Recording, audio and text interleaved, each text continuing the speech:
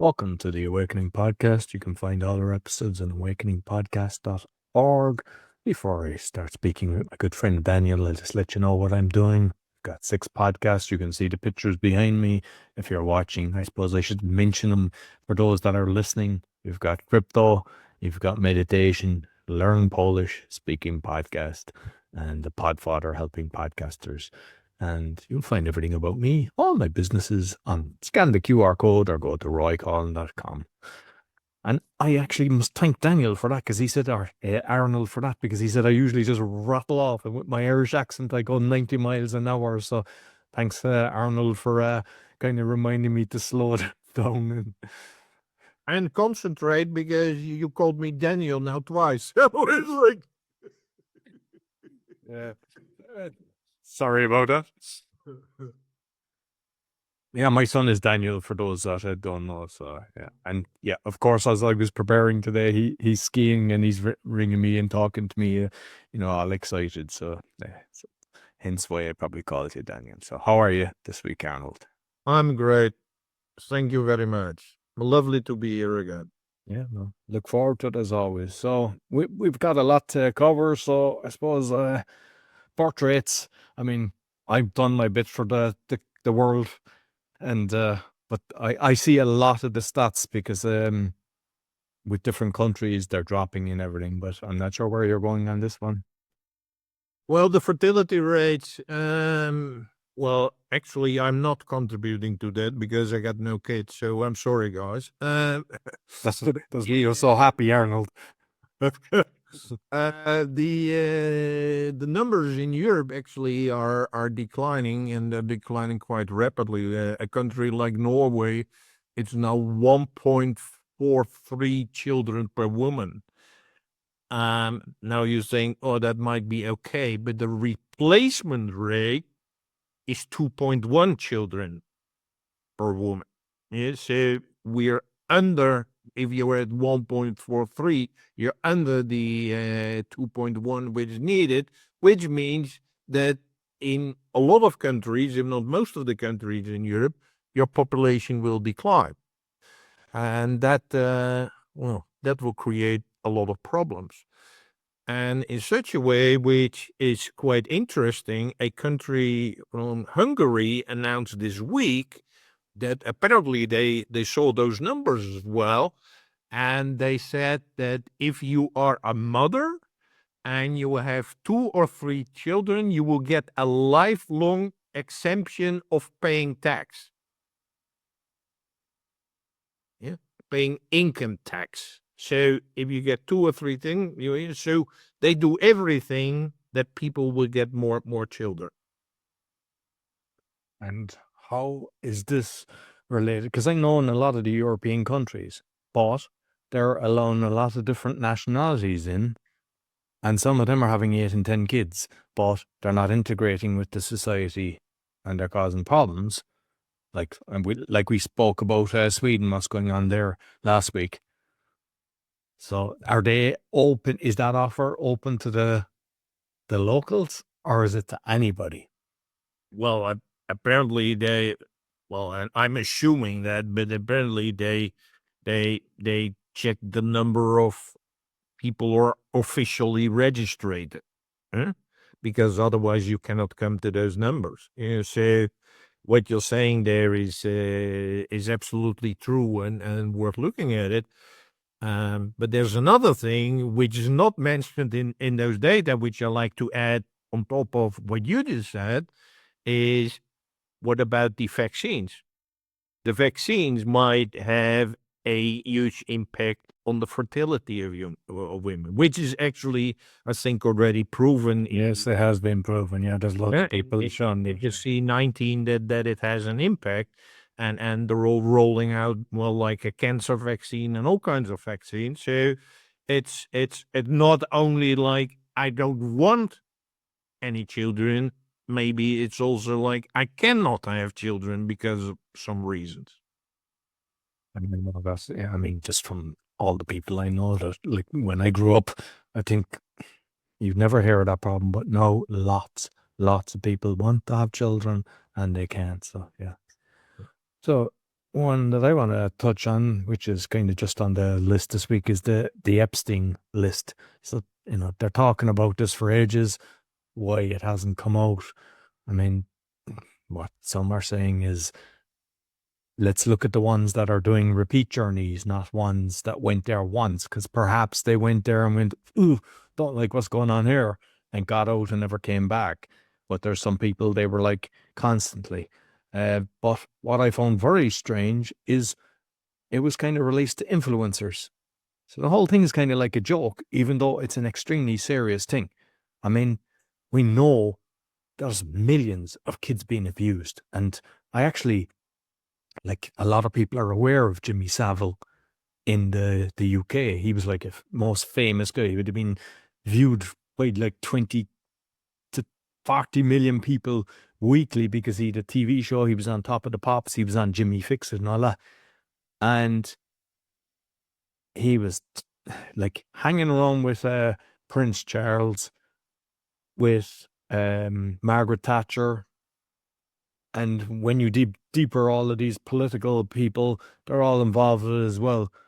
And Epstein's Charles's brother Andrew was actually flying there as well and claimed he didn't know anything. But everything is strange. What's going to happen with it, I don't know. But I think that they've treated it like a big joke. Like, why do you go to influencers to release a list like this? What's going to happen with them? I mean, Clinton's on it. There's a load of people that are on this. I don't know what's going to happen, but Gates as well, that's been there. It's like, can they prove it? Have they actually recordings in the room, just like the Diddy case? I don't know. But I know that a lot of people are trying to fight pedophilia and even ex-Navy guys and everything. And what happens usually is they're just let go. And I know that police, judges and everything are involved with it as well. So in the case of Savile, there was a lot of reports, but he was buddies with all the police, the top police people in where he was living, and they just quashed it. So I would love for something to happen. Anyone that has been caught doing this, they're kind of saying, oh, we don't release the act because kind of it doesn't prove anything. But show me your friends and I tell you who you are. As I say, go there once, you say, maybe you didn't know.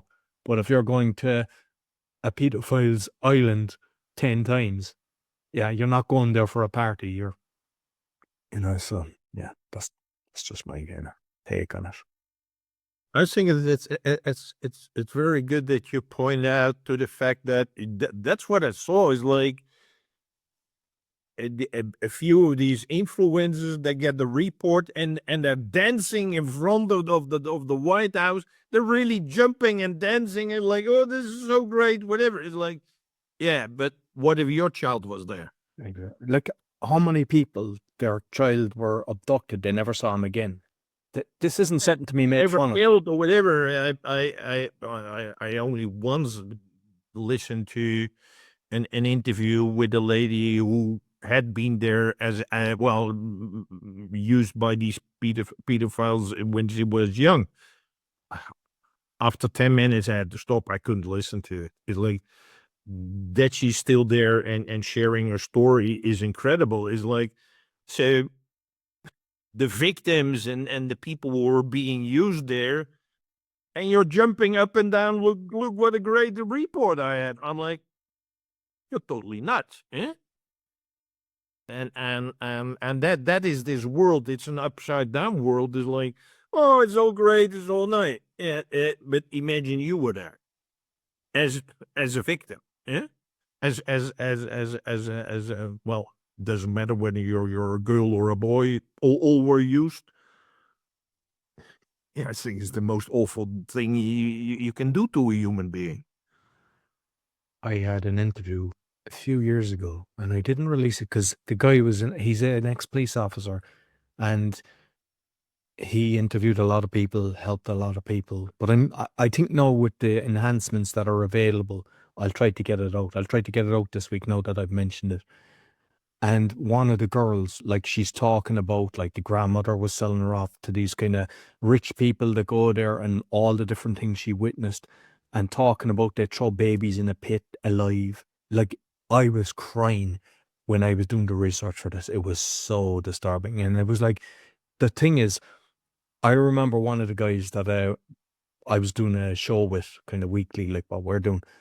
And I kind of was like, this is heavy. And it was like, if we don't talk about it and just kind of turn our back, that's why it's happening.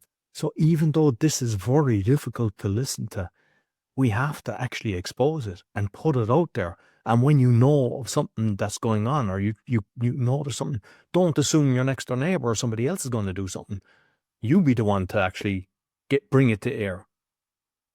Absolutely. Huh?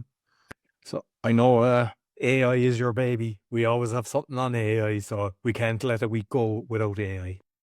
Well, if AI would be my baby, I would be one of those billionaires building my own bunkers in New Zealand. It's like, but yes, the two topics. One, I would say a very interesting, positive thing, and the other one, something which we keep on warning you about. The first thing is that there is a study which showed that machine learning, well, that is what the AI does. It can learn by itself, can decode emotions in 7 ungulate species. What's So, ungulate? I've never heard that word. yeah, I had to look it up in the dictionary because well, it's not Glad that. you said that because I was thinking. But the so artificial intelligence can help us unlock what animals feel. And I think yeah, they can distinguish between positive and negative emotions in 7 like cows, pigs, wild boars, and so they know what their emotions are. I think that is very, very interesting. Yeah, whether an animal is hurt or not, or happy in his surrounding, everything around. You might say, well, it's about animals. Well, I think it's quite important. Well, do this with a pig in the slaughterhouse. Eh? Um, but the other thing is like, I've heard they cry, that they know it's going to happen and that they're crying as they're going into the slot. It's well, even the energy just there, I think would completely destroy you. But now people might say like, yeah, but what about humans? Well, that stage is already past. Yeah, there are AI applications like AI who can measure and know your emotions better than we humans do. So that is already being used in customer service center, well, and used in well, not so nice applications. AI can already much better than we can detect our emotions, but now we can also detect emotions in animals. So I find that quite interesting. The second thing was that not everything the AI gives you, you ask a question and you get an answer, means that you should accept it just like, okay, that's 100% sure the end. I'm continuing, and I mentioned before, researching about the heart brain. We all not only have a brain in our head, we also have a brain in our heart, and we also have a brain in our gut. But I'm studying and researching a lot as it relates to the heart brain. So imagine I asked the AI and say, hey, can you talk, when did it start about the heart brain? And then it says, yeah, there was a groundbreaking study in Nature Communication in December 2024. So that is 3 months ago. And by the Karolinska Institute and Columbia University. And it says, yes, indeed, the heart has now a mini brain. So this was December of last year. And I'm like, huh? And I've been studying this for quite a while now. And in the current book called The Heart Math Solution, which I'm reading right now, it says that in 1991, Dr. Andrew Armour introduced evidence of a functional heart brain, the brain in the heart. This was 1991. And probably there were folks before that, because in other languages, in Chinese and in other native languages, the hard brain is mentioned before, so it's much older. So if I would go only by the AI search engine and say, oh, it's quite recently that they found out about the hard brain, that is completely wrong. It's completely wrong. It's like this book I'm reading, I think it's from 1998, where they mentioned these things. So it's just not true. So, folks, please, again, and we've been emphasizing that over and over again, apply critical thinking and don't assume what it says. Oh, okay, that's the answer. That's 100% true. No, use multiple sources. Not only use AI, but maybe the old-fashioned search engines or like Startpage and like don't count on something which well, isn't good enough at the moment.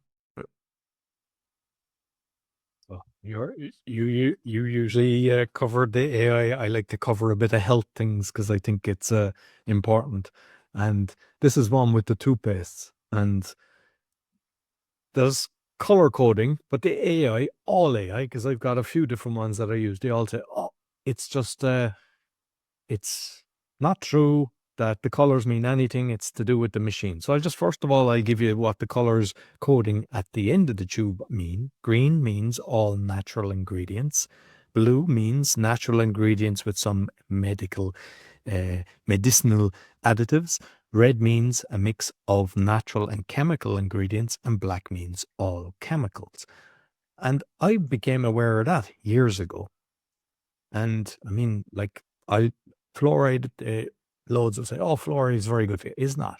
If you look at a van that has a truck that had spilt with fluoride, like, it's toxic. It shouldn't be in your mouth, but they'll let you think it is good for you. There's another one, and I want to touch on it because it's in the shower gels as well.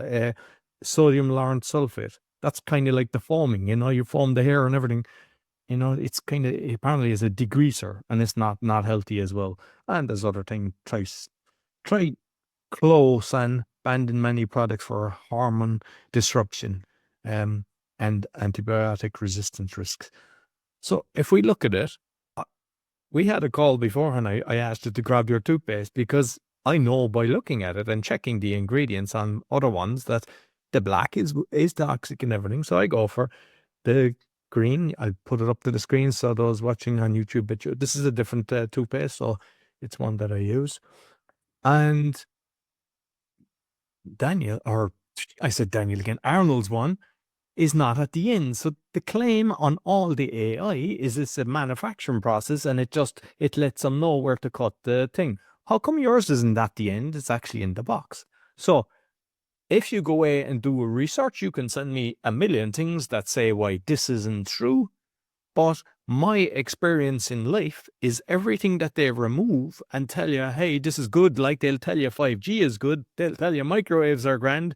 They'll tell you the spraying is all okay. When they tell you something, just be careful. So all I say is we're looking after ourselves. I personally believe that coding is to let you know, try to go green. And even with, I mentioned it before, like the natural thing, you have to check, because sometimes they can say all natural and it's not. So you can use coconut oil and baking soda, baking powder, and just do a search. You can find natural ways of cleaning your teeth. So yeah.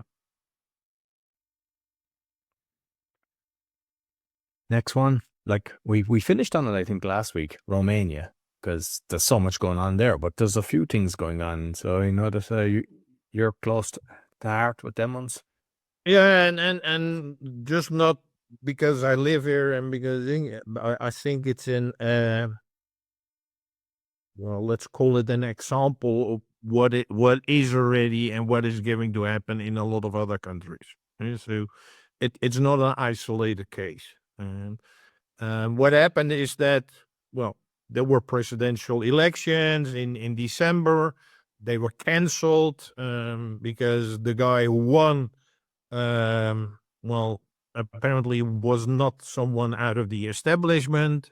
So They completely canceled the elections. Now they said they're going to be new elections in May, and they're trying to, well, cancel that candidate, so they don't want him to be participating in the elections in May.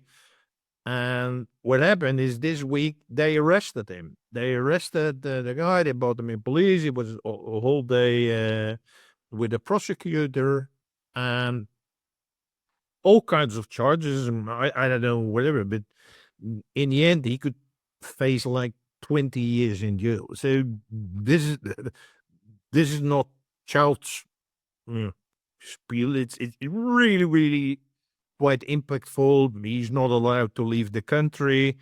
He's not allowed to use social media. So they're trying everything to boycott a person who, well, is just apparently, because everything what they do means that he get more votes, not less. It's like what they're doing, and so they asked for a huge protest in Bucharest, which is the capital in Romania, which was yesterday. And people say the numbers were, there were at least 300,000 people, Romanians, who say, hey, we want freedom. We want freedom to choose. We want democracy means that if we want that guy as a president, you shouldn't interfere. So this is happening right now. The demonstrations were yesterday. A really, really, really huge crowd. There were people coming from outside of Bucharest by buses early in the morning here. So the Romanians are not accepting this. So I hope that this will continue. But it's really, really crazy what's happening if you are a candidate and you get the most votes and people try to put you in jail just because you're more popular than the establishment. But this is not only happening in Romania, just like I said in my intro.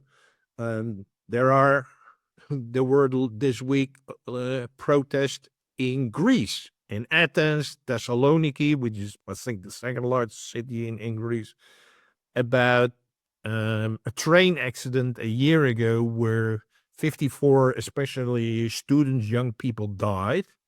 And it was because the government did follow and did not follow EU guidelines. So that it's like they don't like the EU interference, and it created that things were going wrong with their railways, and it was the cause of death of these young people. There were also this week huge protests in Serbia, hundreds of thousands of people in the streets. Now you would say, well, this used to be the case. When I grew up in the 60s and 70s, there were always protests and whether blocking or boycotting companies and the unions and everything. But now, and for instance, if I read the official Dutch media, nothing is mentioned. And we're talking about millions and millions of people who are no longer accepting the EU. They're no longer accepting interference. They're no longer accepting taking their freedom away. But it's not mentioned. It's not mentioned at all. So that's why we mention it on this sane and an insane world. It's like, because you gotta know that these things are happening, and you gotta know it's not like, oh, this is not acceptable, but there are literally I'm talking combined about millions of people who are protesting and saying we're no longer accepting this. So that is a good thing, is that people are not accepting this. It's not good that nobody writes about it in the mainstream media, which is totally crazy, because we're not talking about a handful of people. It's like it's masses of people, yeah? And total different cultures. Yeah? Greece is different than Romania and Serbia. These things are happening as we speak. Just this week, there was about 3 interviews with Patrick Bet-David regarding Brazil. And he actually went to Brazil and spoke to the past president. And he's kind of just showing how the new president is destroying the country, how the previous one was doing everything good, but just attacked left, right, and center. And it's worth checking out. And so this isn't just a European thing. This is an international thing where they try to destroy everything that's going on. Yeah. So another, I suppose, since we're talking about kind of, presidential candidates and everything, like there was the interview in is it the Oval Office is called, with JD, Vice President JD Vance Trump, and the Ukrainian President Zelensky. And basically they like berated him. It looked like an acting thing to me. Like, I'm going to offend everyone here because people are either putting up their flags, they stand with Ukraine or they stand with Trump.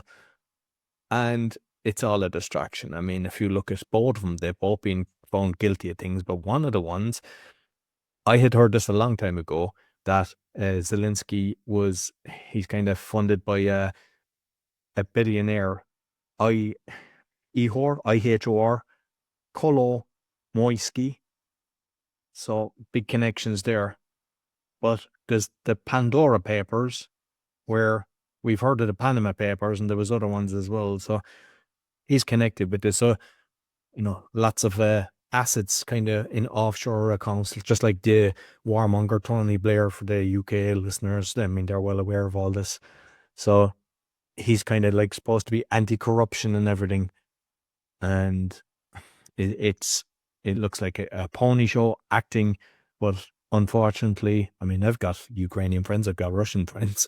It's carnage on both sides, and it's like the EU are behind him. Then he flies off to the UK.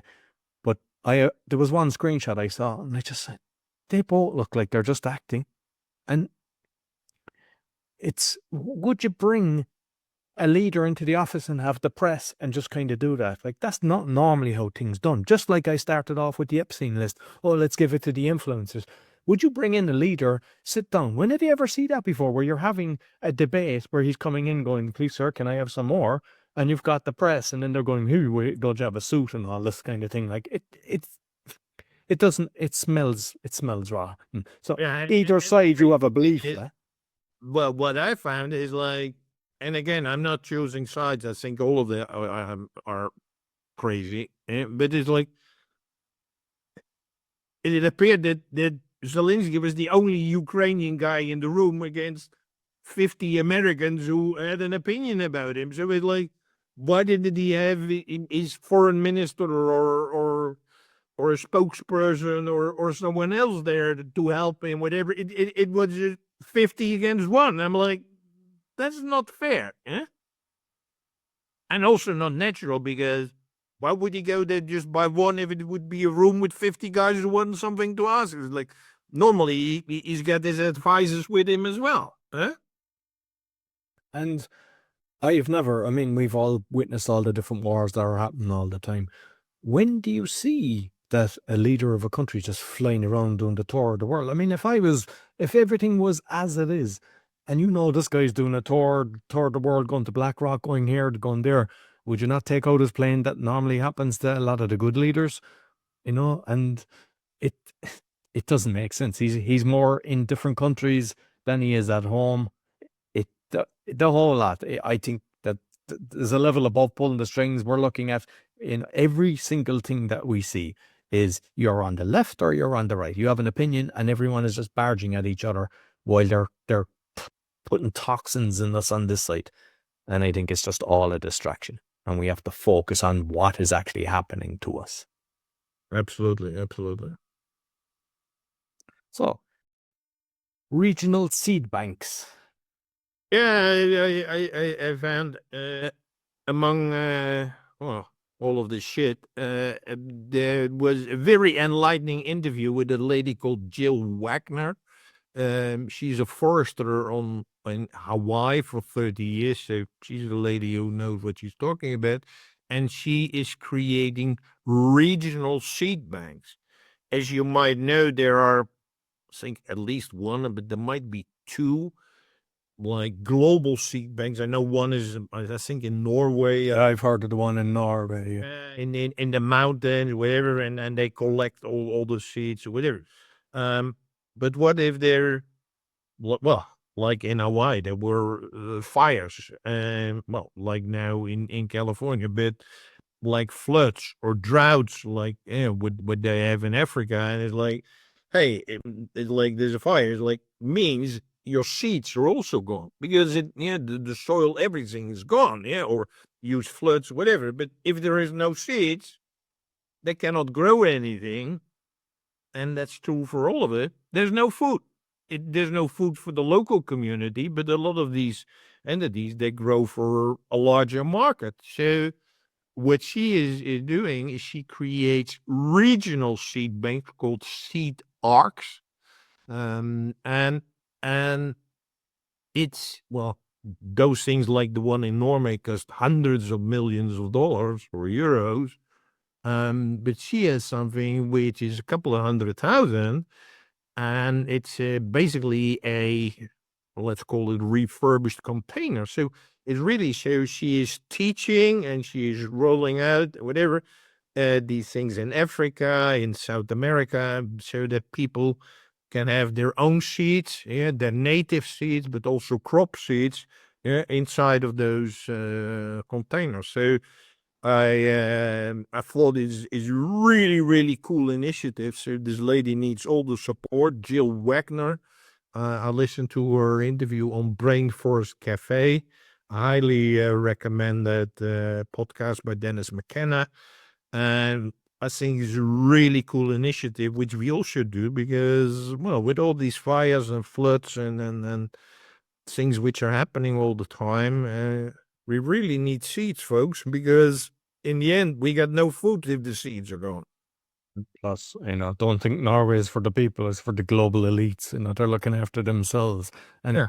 the other thing is, because, I talk about a lot about the chemtrails and the fog and everything. Like this week in Much, in the center of Poland, there was 3 days or something like that, really bad. And I don't go out in it, but a friend of mine was in Hell, which is where World War II started. It's HEL with one L. And I put it up in the channel that I've got. I've got a Facebook group, and I'll include it in the links for those that want to come in. But same thing, really fog everywhere. And I just said, is that normal? No, I'm not feeling great. So, like, these things are going to destroy the seeds as well, the water. Like, I'm there in my house going, I'm not going to the gym because I don't want to go out in this. And I'm like, am I really escaping this? Because the water that I'm getting, even going through different filters, but I'm getting my eggs from the farmer. Them chickens are out in this crap and they're eating. So it's very hard. And unfortunately, you're just attacked every time you try to bring it to the surface. They banned stuff in Texas. It can be done. And we just need more and more people to actually do it. So my aim with my Facebook group is that I share when I see stuff, I put the date on it, and I just want people to comment and kind of add their cities to it. That way we have proof. So when we're trying to, do a freedom of information and do an attack on somebody to stop this or just have proof. Like there was one video, I'll be putting it up in the next day or two, and where she went to the pilot, and she's been tracking all the time. She's got all the samples and everything. And it was like, there's not my problem. Like, and she goes, you're the one that's actually spraying this. So they're well paid. And it's like, I'm only doing what I'm told. I don't tolerate that. If you're part of this, if you're providing the chemicals, if you're delivering the chemicals, if you're flying the plane, you are part of this. So we have to, this is a million times worse than anything that's going on. Like, we're bombarded. Everyone is sick. It is it is very well explained. The word which came up, which is German, which is "Ich habe es nicht gewusst." Yeah, I only did what I was told. Yeah, I didn't know. So, and people might say that's a terrible comparison, but it's not. You're killing people on a mass scale. That's what you do. So I know with that, there's a lot of mental health issues, and that's one that you want to touch at with founders. Yeah, there was in Sifted, which is a magazine for founders and startups. They had done a survey. They do it each year, and this was the recent one where they had surveyed the founders around their mental health, and 54% of the founders had experienced burnout in the last 12 months. That means more than half. More than half of the founders of the startups. 46% of the founders said their mental health has been bad or very bad. And 75% that they said they had anxiety in the same period. That means those guys, those founders of startups, are the guys who are supposed to help us to improve our society, make better product, make better services, so we can have a better life. So if more than half of these people get the serious burnout, and in last year's survey, there was like a lot of them are considering like, no, I think I'm gonna stop with my startup. There are less and less people willing to work in a startup because of these mental health issues. So this is very, very serious. Yeah? And actually, one of the reasons that I started BrainGym.fitness, where I help people to focus on their brain fitness, and which is, as this survey shows, much more important than, well, becoming a millionaire or a billionaire with your startup. It's like, no, well, you're going nowhere if it destroys your health. And the other thing that always frustrated me, and I've seen this from Ireland and a few countries and Poland as well. I mean, I employed a lot of people here, and I know that in Ireland, a lot of people, entrepreneurs. So one, when the pandemic happened, they just shut down all these small things. You're attacked with all the bureaucratic crap. You know, they just waste your time. You have to go in, fill in forms. You have to get a document from one department to bring it to another department. Everything is insane. And the thing is, if it fails and runs out, it's not like a normal employee where you get your social welfare and everything. They don't want to give you money. They really try. Like, you don't get anything, even though I've paid thousands, hundreds of thousands in taxes between employees and taxes they took from my company. I don't get a sausage. It's like, what? I should get 10 times more for what I've been doing to society. And just check out your country, what way is for you. But it's like everything is that they want you to work for a corporation, and just they don't want you to be self-employed. Because if you're self-employed, you're not dependent on them, and then you comply. So like with the pandemic, a lot of companies, they made you get the poison dart or you weren't coming in. And then later it's like, ooh, we never made you do it. So it's like, when you're on your own, you've got your own thing. You decide, you make the decision of everything. And there's so many things about that. So yeah, plus, yeah, I understand exactly with the mental issues that you've mentioned. So one of the ones I wanted to touch on was cookies. And I'm not about the munchy cookies. It's the tracking cookies. It's always been my pet hate. And like when I put up sites, I don't have it. And it's like everywhere you go, it's like some sites even, not only do you have to go in, but it's time consuming that you have to go in. And then if you go, except they have everything on you and they just keep trying to sell you crap or whatever way it is they're gathering your data. And if you don't, you go in and you have to go, no, no, no, no, no. Sometimes no, there's reject all. But why do we have to do that? And like, they're just tracking all your information. They're telling you all your information. I was trying to check, is there any countries that banned it? And there's not. And it's like, well, we can obviously decline the thing, the browser history. I mean, I use CCleaner, and I've got Brave, which blocks a load anyway. And I do the weekly. And it's like 5,000 trackers, sometimes up to 10,000 trackers. And it's like, that's kind of goes against GDPR. Like, you're taking my information and you're just doing what you want with it. And then you're trying to sell me stuff and you're gathering information on it. How we've accepted that, why it becomes the norm. And I just say that, one, if you're creating sites, yeah, granted, they use tracky the cookies to keep trying to sell you stuff and everything. And they say, oh, it really works in sales, but at what expense? And I'm just curious, your thoughts on that. I mean, you've obviously experienced cookies everywhere as well. I think it's absolutely annoying because it's like, well, you have to check out the website or search something or whatever. It's like well, you cannot go in there, but before you answer those questions, and it's like, are you older than 24 years old? Huh? And well, maybe I could see it as a compliment, but it's like it is really stupid. Yeah, so it like all the time, it's so big I cannot see anything else. So you have to answer that question and over and over and over again. So it's like I think it's annoying. It's spilling you, and it's like basically it's like you said the GDPR. It's interfering in my privacy. Like, why should I say how old I am? But does it matter? Yeah. Well, I can understand if it's like a site where you buy alcohol and you need to be of a certain you're not a 7-year-old who can buy a bottle of whiskey online. I understand that, but for the rest of the thing, why do they need that? And why did it need it every time? It should maybe it's because of my VPN, but I don't know. It's like every time. It's like, are you older than 24? Like, and those are the mild ones, but it's like it's wasting my time, it's wasting my energy, and I cannot do what I want to do. It's like I just had a question, and I want to see whether that site has an answer for me. So it's yeah.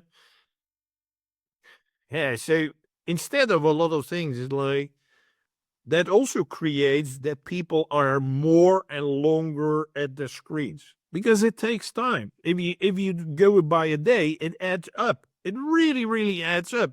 And then like our goal should be to be less behind the screen. Yeah. But all these things make that you're longer behind the screen. So I would really wish they would stop that.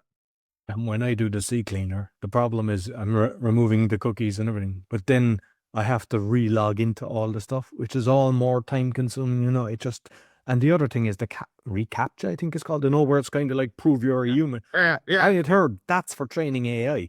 And like the odd time it might say a sum, a number, what's 22 plus 6 or whatever it is, or sometimes angle of, there's a lot of times there's like 3 or 4 times you have to go through, and it's like hit the box of a grid, and it Oh, here's another how one. many hydrants are Another here, one.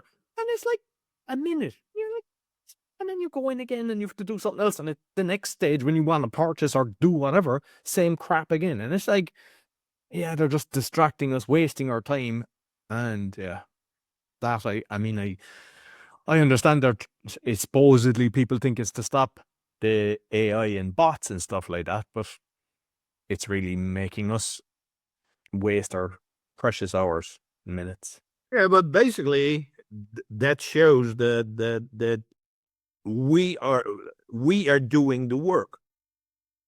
That recapture means that we do the work, but we don't get paid for it. Just like in the supermarkets when we're checking out, we do the work. We don't get the Christmas holiday. They don't invite us. Finally, there was one with a Wi-Fi refugee, I believe. Yeah, it's. I had an interview with a lady called Shannon Rowan, and she calls herself the Wi-Fi refugee. That is not out of luxury. That lady has experienced in her life incredible thing from electromagnetic frequency, electromagnetic radiation, and it's not only the Wi-Fi. Roy has been mentioning it in previous shows a bit about your microwave. Well, everything creates rib, but if you're sensitive to that, that is hell. Because that lady had been, well, she couldn't eat, she had stomach problems, she had migraines, she was really she couldn't sleep in those environments. So now you might say, like, well, I was listening to it, I was like, well, awful. So she ended up after moving to another location, moving to another location, moving to another location. She now lives somewhere in rural Arizona, where it is doable for her, and she has a problem with the food because the food is radiated. She couldn't eat the food, so now she grows her own food, and she only has wired connection because, well, if you don't have internet, you can do nothing. You see, everything like that. But there's one thing. Well, beside that, I'm like, well, that's awful. There are two things which are awful. Number one is she has been going to her doctor about, well, I got this problem, and I do this, and my hair falls out, and the main reaction of the doctor was, "Oh, you're crazy." we cannot find anything wrong with you. We cannot find anything and you get all these you're a bit crazy. Imagine well, I know what it is to have migraines all the time. Yeah, this is awful, and you're not going for fun to your doctor to do these things. Like, this lady had very, very serious complaints, and the only response was, "Oh, you're crazy." That's one thing. The other thing which he mentioned, which really made me think, was you might say, he said, that I'm oversensitive, but the reason that most of us don't feel these things means that our body is already not functioning appropriately anymore. So my body is not working for me because I got headaches, but like a lot of these things I don't have. It means that my body somehow doesn't sense what that lady is sensing. So my body is not functioning optimally anymore. So I found that really, really enlightening, because you could say, instead of, oh, your body is terrible, no, she has a body which functions in a normal way and ours doesn't. There's like the smart meters as well, because they're putting them into everything, and the frequency, because that pulses. It's like every second it goes out. And there was a friend of mine, a good friend of mine, he got tinnitus and he was in agony from it. That's the ringing in the air. And they say, oh, there's no cure for that or anything. He left the country and moved with his wife to another country, and it stopped.